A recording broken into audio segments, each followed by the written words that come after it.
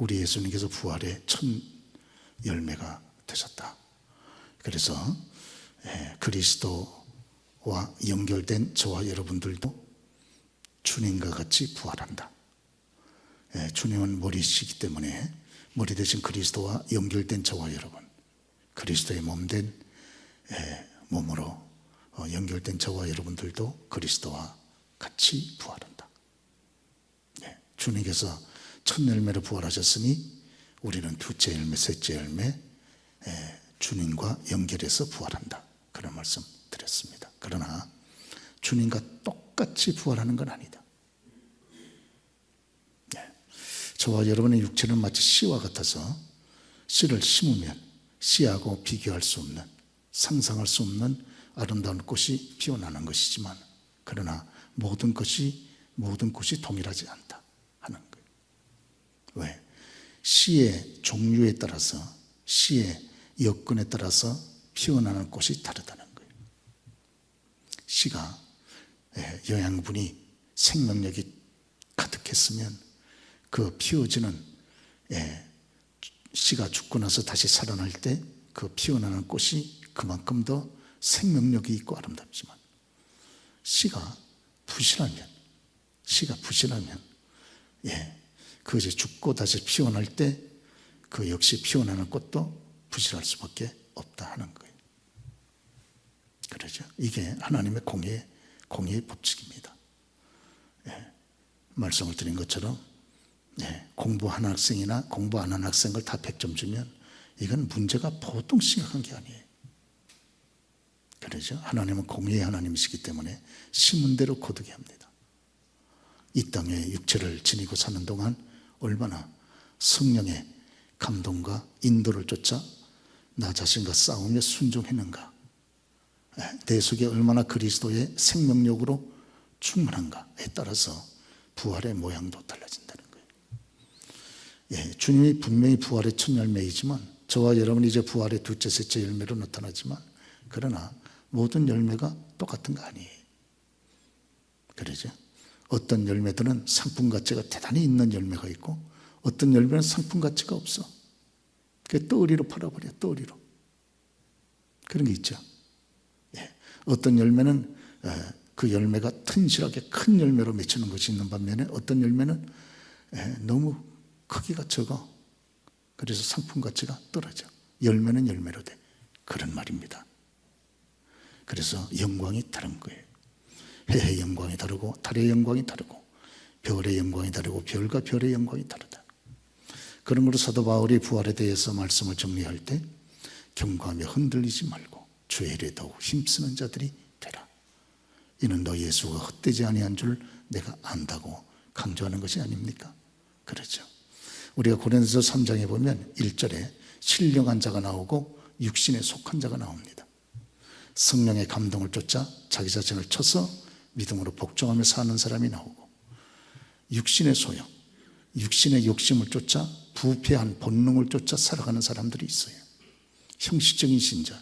사도 바울은 그리스도 안에서 어린아이와 같다 그랬습니다. 그러죠? 성도들이 다 똑같지 않다 그 말이에요.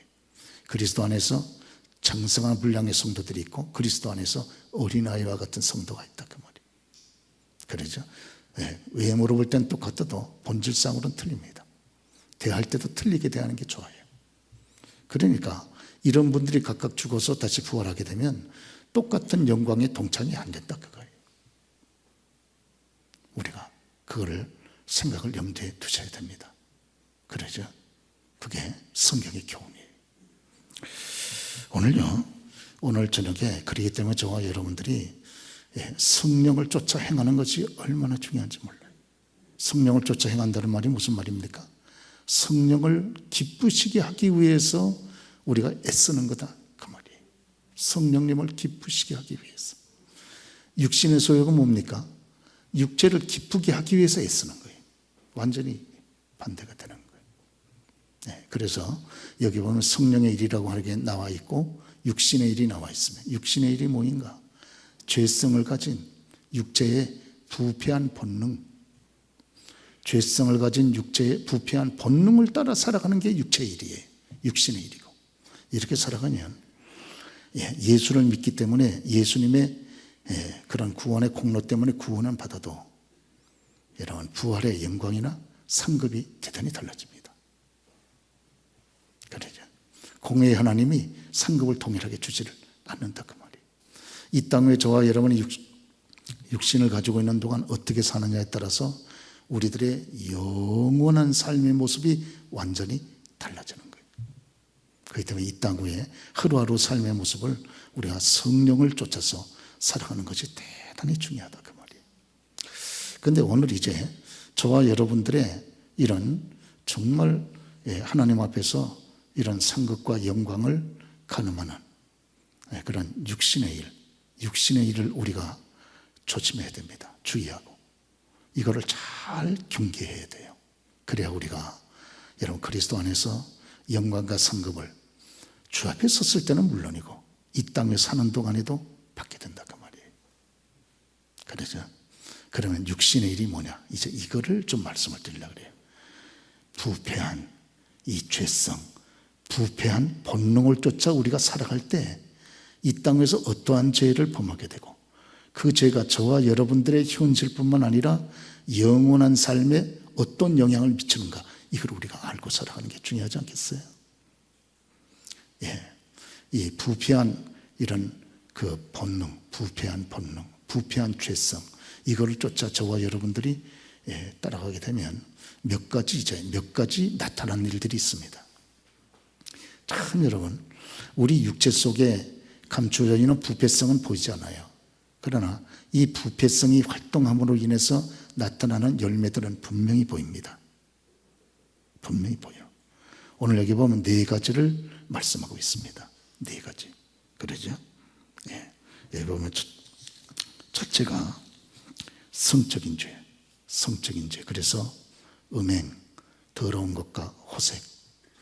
갈라디아 5장 16절을 보면 이렇게 나와 있죠. 첫째, 부패한 죄성을 쫓아, 부패한 본능을 쫓아 살아가는 사람들은 제일 먼저 짓는 죄가 성적인 죄예요. 왜? 이거는 쾌락을 동반하니까. 그리고 성적인 죄는 보이지가 않거든요. 그러니까 죄를 가볍게 여기고 심상히 여겨서 범하는 경우가 많습니다. 그 다음 2번째, 종교적인 죄가 있습니다. 그건 우상숭배와 주술이에요. 오늘 여기 사도 바울이 말씀하기를. 3번째가 불화의 죄. 화목하지 못하고 자꾸 불화해. 화목을 깨. 사회적인 죄 8가지. 원수 맺는 것과 분쟁, 시기, 분냄, 당짓는 것과 불법, 이단, 투기. 그러죠. 이상하게요. 어떤 분들은 들어가면 어느 곳이든지 화합시키는 분들이 있어요. 화평케 하는 사람. 그런데 이상하게 그 사람이 들어오면 모임을 깨는 사람이 있어요. 이상하게 잘 나가던 모임도 그 사람이 들어오면 모임이 분열이 돼버려. 당을 짓고 끼리끼리 분열하고 그러죠. 그리고 그릇된 교훈을 쫓고 이단. 바른 교훈을 쫓아야 되잖아요. 그러죠. 그 다음 4번째가 술 취함과 방탕, 향락의 죄입니다. 이 4가지가 부패한 육체의 본능을 쫓아 살아갈 때 나타나는 죄예요. 저런 죄를 가지면요, 참 이거는 첫째, 이 땅 위에 저 죄를 가지고 지속하면 하나님의 징계가 따릅니다. 신자라면. 2번째, 하나님 앞에 쓰게 되면 저런 경우에는 거의 상급이 없어요. 그러니까 영혼의 삶을 부끄럽게 살아가는 거예요. 그러니까 이 땅에 살아가는 동안 우리가 저런 죄를 질 수 있습니다. 그런데 심각하게 회개하셔야 돼요. 그리고 결단하고 돌이켜야 됩니다. 다 연약하게 다 질 수는 있잖아요. 그러나 지속하면 안 돼요. 그런데 저런 죄를 심상히 보고 가볍게 보고 그걸 지속하고 고칠 마음이 없으면 한번 생각해 봐야 돼요. 저 사람 불신자 아니야? 예수가 없는 사람 아닌가? 생각해 보셔야 돼요.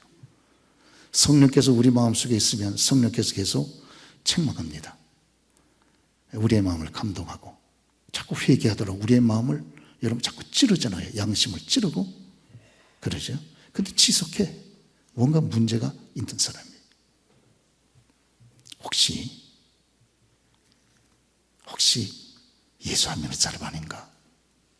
그런 생각도 가져봐야 돼요. 자, 그래서 오늘 저거를 다 하기가 벅찹니다. 그래서 오늘은 성적인 죄에 대해서만 간단히 말씀을 좀 드리도록 하겠습니다. 예, 이 부패한 죄성을 가진 육체의 본능을 쫓아 우리가 살아갈 때 성령께서 이것에 대해서 거듭해서 책망하는데도 불구하고 육체의 욕심을 쫓아 살아갈 때 나타나는 첫 번째 죄가 성적인 죄예요. 그리고 이 성적인 죄 때문에 결국은 하나님의 무서운 심판을 받아 멸망합니다. 망합니다. 그러죠? 죄를 무섭게 여길 줄 알아야지. 죄를 심상히 여기는 자, 가볍게 여기는 자는 결국 하나님의 무서운 징계를 피할 수가 없어요. 그러죠? 오늘 이 음행죄 하면 보통 두 가지로 나눌 수 있지 않습니까? 하나는 간음죄고 또 하나는 음행죄입니다. 말 그대로 음행죄. 간음하면 결혼한 사람들을 대상으로 해서 짓는 부도덕한 그런 성적인 죄죠. 소위 말하면 남편이 있고 아내가 있는 사람들이 딴 사람하고 성적인 이런 죄를 짓는 거예요. 뭐 예수 받겠어요? 이런 일이 뭐 비일비재 이러면 하지 않습니까? 이거는요, 성경에서는 결혼 이외에 하나님께서 합법적으로 내게 주어진 아내와 남편 이외에 성적인 관계를 가지면 하나님은 이 성경은 무섭게 심판합니다. 아주 굉장히 무섭습니다. 이거는 고대 이스라엘 사회는 다른 유부남과 유부녀와 만약 성적인 관계를 가지면 두 사람을 그 간부와 음부를 불러다가 돌로 때려 죽이라 그랬어요. 그렇게 무섭게 처리합니다. 오늘날에 이 우리나라도 간통죄가 폐지돼가지고 이게 문제가 심각한 거예요. 그러죠? 하나님께서는 제7계명에 간음하지 말라 말씀하지 않습니까? 가정을 보호하기 위한 것이거든요. 여러분, 내 남편이 만약 바람 피웠다 그래 보세요. 가정이 깨지지 않습니까? 내 아내가 만약에 바람 피웠다 그래 보세요. 가정이 깨지지 않아요? 예. 이 가정이 이 사회 조직의 제일 가장 근간이 되는 여러분 기관이고, 가정이 건강해 그 가정으로부터 교회도 건강해질 수 있는데, 사탄의 역사가 인류에게 저주와 재앙을 가지고 들어올 때 가정부터 깨지잖아요. 가정부터. 아담의 가정부터 깨버리지 않습니까? 가정이 깨지는 결정적인 요인 가운데 하나가 이 간음이죠. 간음. 그러죠? 성경에는 이 간음은 명백하게 금지되어 있습니다. 그러니까요, 여러분, 성에 대해서 너무 과도한 탐욕을 가지시면 안 돼요. 하나님께서 내게 주신 내 아내로 만족하고 내 남편으로 만족하고, 하나님이 허락하신 그 범주 안에서 우리가 즐거워할 줄 알아야지. 그 범주를 뛰어넘는 순간 그때는요, 치명적인 하나님의 심판과 재앙이 있고, 거기에 대해서는 감당할 수 없는 여러분 고통이 뒤따릅니다. 이걸 우리가 반드시 생각해야 돼요. 그래서 레위기서 20장 10절에 보면 누구든지 남의 아내와 간음하는 자, 곧 그 이웃의 아내와 간음하는 자는 그 간부와 음부를 반드시 죽일지니라. 죽여버리는 거예요. 그 사람의 환경, 여건, 주의, 모든 것이 다 불문하고 죽이려는 거예요. 그러죠. 네. 왜냐하면 그렇게 해서 악을 제하지 아니하면 그 사회 전체가 망합니다. 그 사회 전체가 망해버려요. 그러죠. 저 사람도 그랬는데 저 사람도 그러고 나도 그럴 수 있는 거지 이렇게 되면 이제 문제가 심각하게 전개가 되는 거예요. 그렇죠. 대개 보면 아버지들이 바람 피면 딸들은 대개 결혼 안 합니다. 왜? 남자가 다 똑같은 놈들인 줄 알고.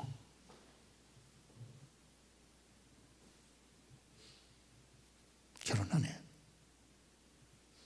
남자를 다 똑같이 보는 거예요. 자기 아버지처럼. 그렇지 않거든요. 자기 아버지하고 다른 사람이 얼마나 많은데 똑같이 보면 안 됩니다. 그렇게 치졸한 그런 삶을 살아가는 그런 경우하고 똑같이 보면 안 돼요. 그렇지 않습니다. 그렇죠? 그래서 결혼한 사람들은 극히 성에 대해서 여러분, 내가 손을 댈 권리가 없는 사람한테 손을 대면 안 돼요. 그러죠? 한계를 정확히 정하고 그리고선 여러분 우리가 조심해야 되지 않겠습니까? 그러시죠? 그렇습니다. 개인의 이름 악은 모양이라도 내면 안 돼요. 흠집 모양이라도 내면 안 됩니다. 왜? 저와 여러분 기독교인이니까. 우리에게는 하나님의 이름이 있으니까. 뭐 신자도 그래? 이러면요 끝장나는 거예요. 저와 여러분뿐만 아니고 우리 때문에 거룩한 아버지의 이름까지 완전히 파괴시켜버리니까 여러분 그 죄를 어떻게 여러분 갚으려고 그럽니까? 하나님 앞에서. 그러죠? 오늘날 너무 이런 죄가 많아가지고요. 불신분들은 그렇다 할지라도 우리 신자는 그렇지 않잖아요. 우리 신자는 그렇지 않지 않습니까? 다 각자 선하게 보이고 약하게 보여도 끊는 건 정확히 끊는 거거든요. 아닌 건 아닌 거예요. 아닌 건 아닌 겁니다. 그러죠? 아닌 건 아니에요. 그건 아닙니다. 그러면 아닌 건 아닌 거예요. 그러죠? 그래서 과도한 탐욕, 특별히 우리가 과도한 탐욕을 많이 내잖아요. 성에 대해서도 과도한 탐욕을 내면 안 됩니다. 그렇죠? 네. 그 다음 이제 두 번째가 문제가 어디 있냐면요. 결혼하지 않은 미혼자들이 행하는 성적인 범죄예요. 이걸 소위 가르쳐서 음행이라 그러죠. 음행. 성경은 음행. 그러죠? 요새는 이 음행죄가 하도 많아가지고 문제가 심각합니다. 왜 그러냐면 음행죄가 주는 이런 피해가 너무 커요. 하나님 앞에서. 그렇죠? 이걸 가볍게 여기면 큰일 납니다. 큰일 나요. 초대 사도행전 15장에 보면 초대 예루살렘 교회가 이방인 가운데, 유대인이 아닌 이방인 가운데 예수 믿는 사람들에게 네 가지를 상가라고 특별히 그렇게 주문을 한 것이 있어요. 네 가지. 첫째는 우상의 제물, 두 번째는 피, 세 번째는 목매어 죽인 것을 먹지 말고, 네 번째가 음행, 음행을 상가라. 그리하면 잘 되리라 그랬거든요. 음행. 그러죠. 짓기 제일 쉬운 죄고, 그리고 입 닦으면 아무도 모르는 죄인 것 같아도 하나님은 보고 계신다는 거예요. 하나님은. 여러분요, 이거 정말 조심시켜야 됩니다. 이 음행, 이 미혼, 결혼하지 않은 미혼자가 성적인 부도덕한 죄를 하나님의 법을 떠나서 그게 소위 말해 자기 육체의 욕심을 따라 행하는 거 아니겠어요? 성령께서는 그러면 안 된다고 끊임없이 우리의 양심을 질책하는데도 여러분 지금 자기의 마음을 굳게 하고 성적인 죄를 범한단 말이에요. 그럴 수 있잖아요. 그럴 수 있습니다. 특별히 미혼자는 뭐 되게 20대니까 서로 눈빛만 서로 바로 봐도 불이 튀기는 시기에, 뜨거워지는 시기에 이거 얼마든지 범죄할 수 있어요. 그러나 조심할 건 조심해야 된다 그 말이에요. 그러죠? 무엇보다 먼저 이 음행은 이성을 통해서 들어오는 죄 아닙니까? 음행은 하나님의 성전인 저와 여러분의 육체를 더럽힙니다. 그러니까 성령께서 충만하심으로 임재하지 않아요. 그래서 음행하고 믿음은 정반대입니다. 음행이 들어오면 바로 믿음은 빠져나가 버려요. 무서운 겁니다. 그래서 고린도서 3장 16절에 너희가 하나님의 성전인 것과, 같이 한번 읽어보실까요? 너희가 하나님의 성전인 것과 하나님의 성령이 너희 안에 거하시는 것을 알지 못하느냐? 너희의 몸은 너희의 몸이 아니야. 하나님의 성전이야. 그런데 하나님의 성전을 불법적인 성행위를 통해서 내가 더럽히는 거예요. 하나 슬퍼합니다. 그러죠? 고린도전서 6장 18절에 보면 또 한번 같이 읽어보겠습니다. 시작. 사람이 범하는 죄마다 몸 밖에 있거니와 음행하는 자는 자기 몸의 죄를 범하노니. 자기 몸의 죄를 짓는 거예요. 자기 몸에. 그 하나님이 죄를 가진 내 몸을 징계해 버리는 거예요. 그러니까요, 심각한 병에 걸리게 되고, 내 몸속에 이게 내 몸의 죄를 짓게 되니까 하나님의 징계가 내 몸에 임하지 않겠습니까? 이거요. 그러니까 심각한 병에 걸리게 되고 우리 몸에 어려움이 다가올 수도 있다 그 말이에요. 이거요. 정말 우리 그럴 수 있어요. 그러나 철저하게 회개해야 됩니다. 그리고 결단하고 돌이켜야 돼요. 같은 죄를요 거듭거듭 반복하면 안 됩니다. 그러다가 하나님의 손에 한번 대면 그때는 끝장나는 거예요. 끝장. 사람 끝장나는 건 간단히 끝장납니다. 그러죠. 하나님의 보호와 축복과 사랑을 받아야지 하나님의 징계의 대상이 되면 되겠습니까? 우리가 연약하고 무지하고 어리석고 그래서 우리가 범죄에 넘어질 수는 있어요. 그러나 깨닫고 나면 내가 그때 미친 짓을 했었구나, 하나님이 극히 슬퍼하는 짓을 했었구나 하고선 정말 애통하게 생각하고 나 자신의 연약함을 애통하게 생각하고 다 결단하고 돌이켜야 돼요. 우리 청년들은 특별히 이 말을 잘 들으셔야 돼요. 여러분의 장래가 달린 문제이기 때문에 잘 들어야 됩니다. 그리고 두 번째요, 이 음행이 계속되면 음란 귀신한테 틈을 벌여줍니다. 사람이 분노를 품고 있으면 마귀한테 틈을 주는 것처럼, 마귀가 들어와 하는 것처럼 음란한 행위를 끊고 돌이켜 회개하지 않으면 음란 귀신한테 마음의 문을 열어놓고 들어오라고 초청하는 것 같아요. 이렇게 되면요, 저와 여러분들의 심령이요 완전히 파괴돼 버립니다. 심령이 파괴돼 버려요. 그리고 음행은 또 음행을 불러들여요. 그래서 계속 악순환이 지속되는 거예요. 계속 음란한 짓을 하고 돌아다니는 거예요. 그러죠. 또 여기 갔다가 이 사람 만나고 또 저 사람 만나고 저 사람 만나고 이 사람 만나고 계속. 왜? 이미 자기 속에 음란 귀신이 그 사람을 딱 점령하고 있기 때문에 계속 음란 쪽으로 그 사람을 몰아가게 되는 것이거든요. 그러니까 이런 거는요 철저히 회개하셔야 돼요. 그렇지 않으면 기도도 안 되고요, 정말 여러분 안 됩니다.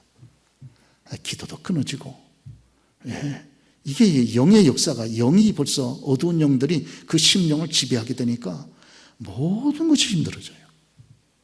그러죠? 그리고 하나님께서 그 학교를 시원시원하게 열어주시겠습니까? 이거는요 우리 자녀들의 장래하고도 직결되는 문제예요. 장래하고도. 그러죠? 그 다음 세 번째는요, 음행죄는 파괴력이 굉장히 셉니다. 강하고요. 그래서 오늘 잠언서 7장을 읽어보지 않았습니까? 7장 22절에 보면 음행죄가 무슨 죄가 같으냐, 소가 도살장으로 가는 것 같고, 도살장. 그리고 미련한 자가 벌을 받으려고 쇠사슬에 매이러 가는 것과 같고, 또 필경은 화살이 그 간을 뚫게 되리라. 간을 팍 뚫어버려요. 간이 완전히 망가지는 거예요. 그냥 간이 망가지면요 그 사람 생명하고 직결되는 거 아니에요. 그 다음 새가 빨리 그물로 들어가되 그의 생명을 잃어버릴 줄을 알지 못한 것 같으니라. 그리고 그의 집은 음부의 길이라 사망의 방으로 가느리라. 음행은 사망이라는 게 죽음이죠. 죽음의 방으로 자기가 들어가는 거야. 지금 죽겠다고. 이렇게 되니까요 인생 전체가 망가져 버려요. 화살이 그 간을 뚫고 들어가는 것 같다는 거예요. 간이 파괴돼 버려요.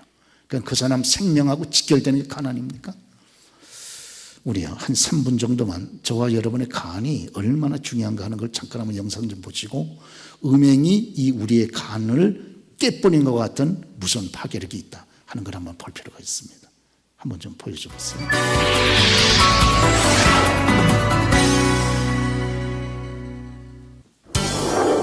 우리 몸 안에서 가장 큰 장기, 바로 간입니다.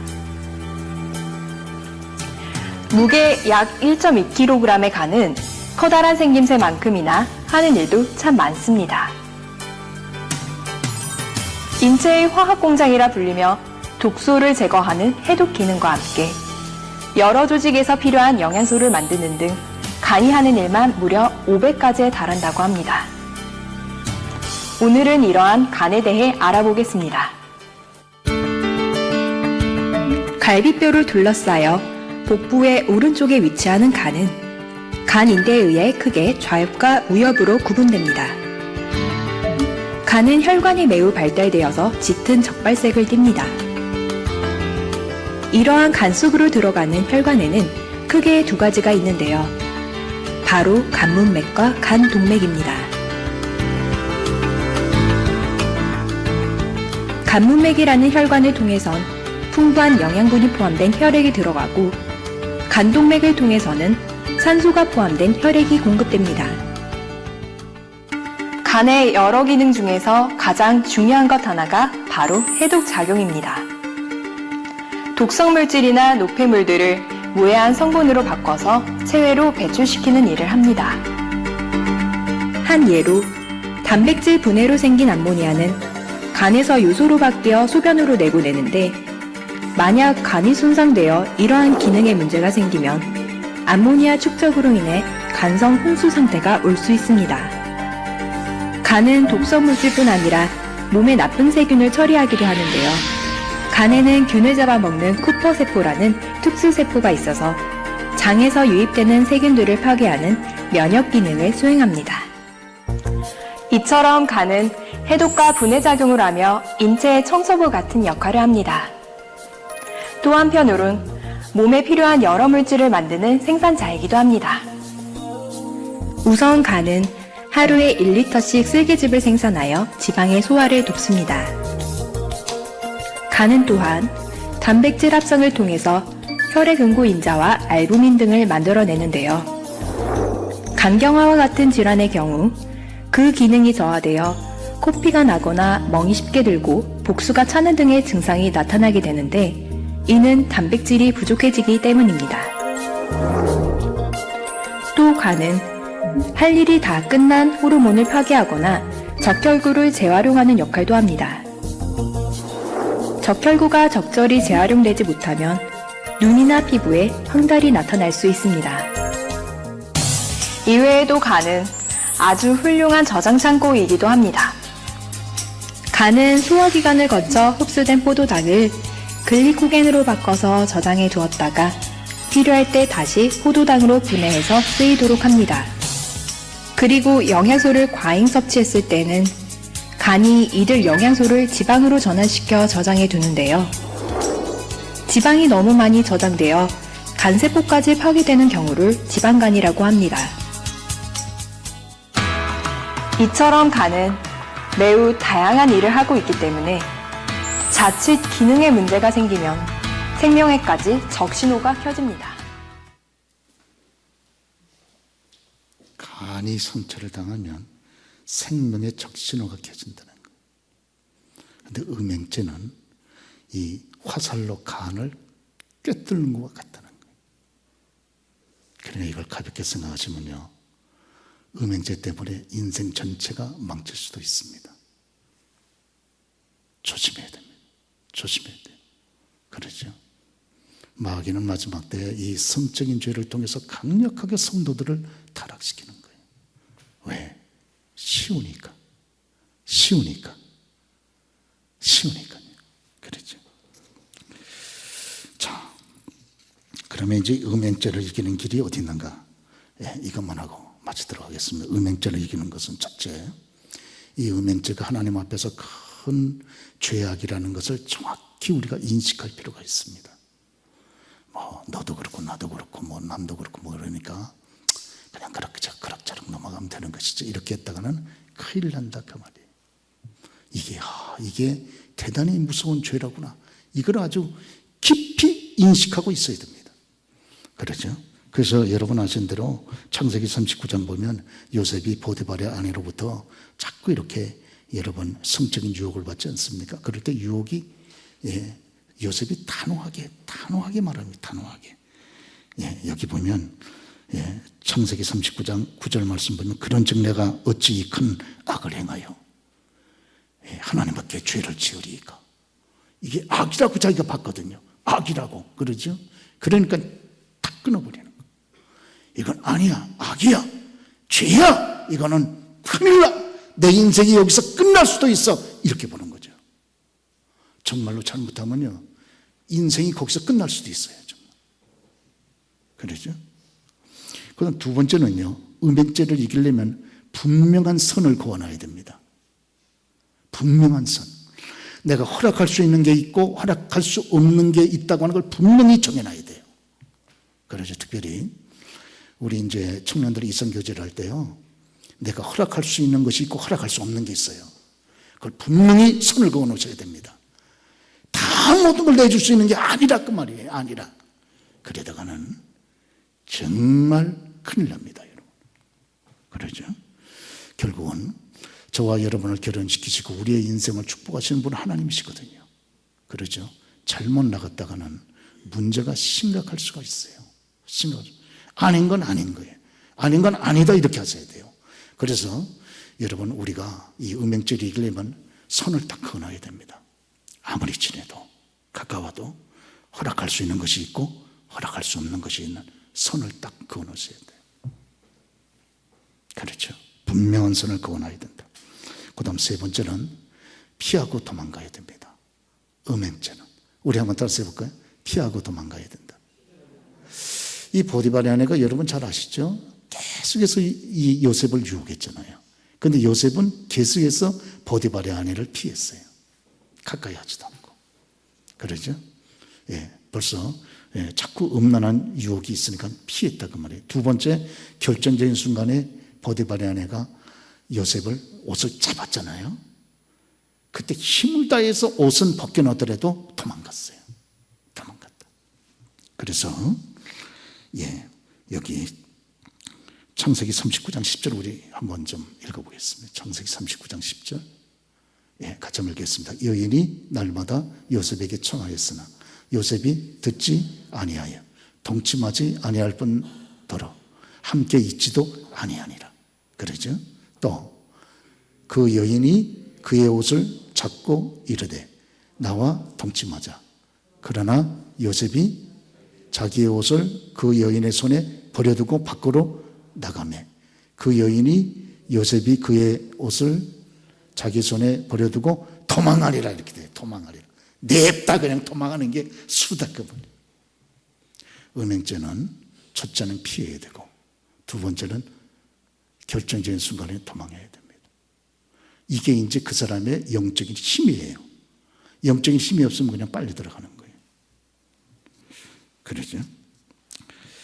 그래서 우리의 믿음의 선배들은 그런 얘기를 했습니다. 음행죄는 대항하여 싸우려 그러지 말고 도망해라 그랬습니다. 도망해라. 이기는 길은 도망해라. 같이 맞붙어가지고 싸워서 이기려고 하면 100% 집니다. 이길 장사가 없어요. 그렇죠? 이 성적인 죄에 이길 장사가 누가 있어요? 다 쓰러집니다. 우리가 성경 보면 다 쓰러졌잖아요. 이길 장사. 오직 요셉만 성공한 거예요. 왜? 도망갔기 때문에 성공했습니다. 여러분 너무 도가 지나치려고 그러면 일단 거기서 스탑해야 돼요. 스탑. 일단 스탑. 그러죠? 그리고선 피해야 되면 그 상황에서 피해야 돼요. 그렇지 않으면 이길 장사가 없어요. 이길 장사가. 그러죠? 이성의 유혹은 마치 뭐가 같으냐? 독사의 독과 같다 그럽니다. 근데 우리 박윤선 목사님, 우리 어른께서 그 글을 쓰면서 독사의 독을 현미경으로 보니까 그렇게 아름답더라는 거예요. 독사의 독이 그렇게 아름답다. 마치 이 음행죄로 이성이 유혹하는 것은 그렇게 아름답게 보인다 그 말이에요. 겉으로. 그러나요, 그것은 마치 음행으로 유혹하는 것은 독사의 독과 같다. 성경. 그러죠. 오늘 음행죄가 이 시대의 보편적이지 아닙니까? 이거요. 저와 여러분들이 승리하는 길은 첫째 피하고 두 번째 싸우고 세 번째 선을 분명히 그어놓고 아닌 건 아니다. 아닌 건 아니다고 얘기해야 돼요. 아닌 건 아니다.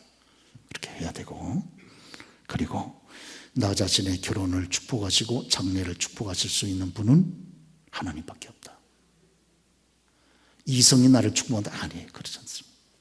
결국은 하나님이 그 두 사람을 축복하고 결혼을 시킬 수도 있고 앞날을 열어줄 수도 있는 분은 하나님 한 분이시다. 그런 확고한 그런 신념을 가지고 우리의 여기 청년 자매들도 또 형제들도 살아가는 것이 대단히 중요하고 또 부모된 우리들도 여러분 자녀들에게 그걸 얘기해 주는 게 좋아요. 선을 그어놓고 교제해라. 그 얘기를 해줘야 됩니다. 그렇지 않으면 선도 없이 그냥 마구잡이도 했다가 나중에 어떡하시려고 그럽니까? 예? 아니거든요. 아닌 건 아니에요. 그래서 우리 신자는 여러분, 예, 성도 아닙니까? 성도. 구분한다. 예, 성도. 성도라는 말, 거룩할 성자는 구별한다 그 말이잖아요. 아닌 건 아니야. 딱. 아닌 건 아니야.